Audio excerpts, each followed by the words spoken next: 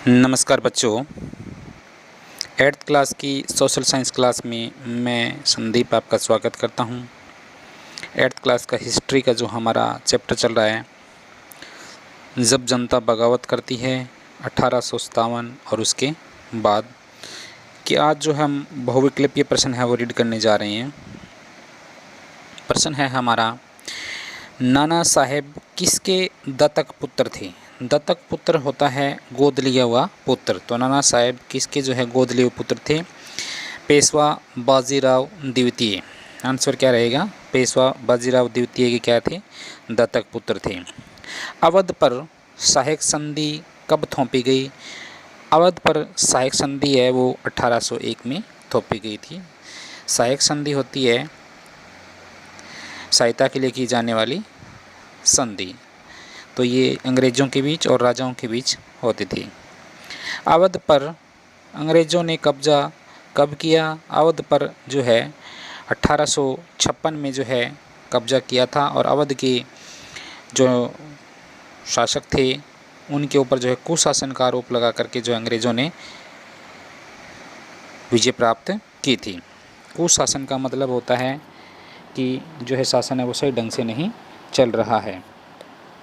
तो इस प्रकार जो है अंग्रेज़ों पर कुशासन का आरोप लगा करके जो है अंग्रेज़ों ने अवध को अपने अधीन कर लिया था।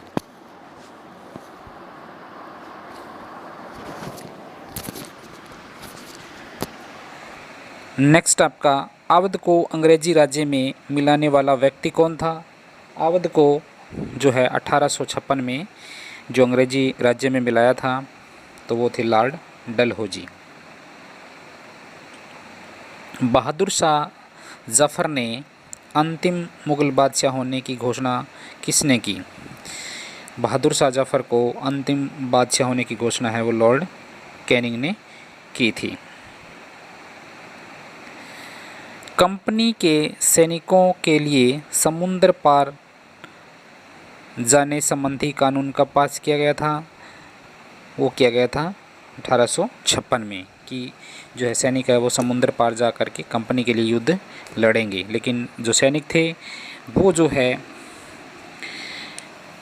इसे जो है अपमान समझते थे। वो ये सोचते थे कि अगर हम जो है विदेशों में जा कर के अगर युद्ध लड़ेंगे तो हमारा धर्म है, हमारी जाति है वो भ्रष्ट हो जाएगी। अंग्रेजी शासन के विरुद्ध पहला भारी विद्रोह हुआ था 1857, जिसे 1857 की क्रांति के रूप में जाना जाता है। मंगल पांडे को फांसी पर कब लटकाया था? मंगल पांडे को जो है 29 मार्च 1857 को जो है फांसी पर लटकाया था। चर्बी वाले कारतूस को लेकर उन्होंने विद्रोह किया था। 1857 के विद्रोह की शुरुआत हुई थी 10 मई को, और ये जो है आरंभ है वो कहाँ से हुआ था? 1857 का विद्रोह है वो प्रारंभ है वो मेरठ से हुआ था। 1857 के विद्रोह का तात्कालिक कारण क्या था? तात्कालिक कारण था चर्बी वाला कारतूस। जो कारतूस वो प्रयोग करते थे उन्हें मुंह से छीलना पड़ता था और उसके बाद जो है इसका यूज किया जाता था। तो ये चर्बी वाला कारतूस है वो एक धर्म भ्रष्ट को लेकर के जो है इन्होंने विरोध किया था, और इसी को लेकर 1857 की क्रांति है वो शुरू हुई थी 10 मई को मेरठ से। 1857 के विद्रोह में निम्न देशों को देश का बादशाह घोषित किया गया था। 1857 के विद्रोह में जो है बहादुर शाह जफ़र को जो है देश का बादशाह घोषित किया गया था। सैनिकों की एक टुकड़ी है वो दिल्ली आकर के जो है लाल किले पर उन्होंने जो है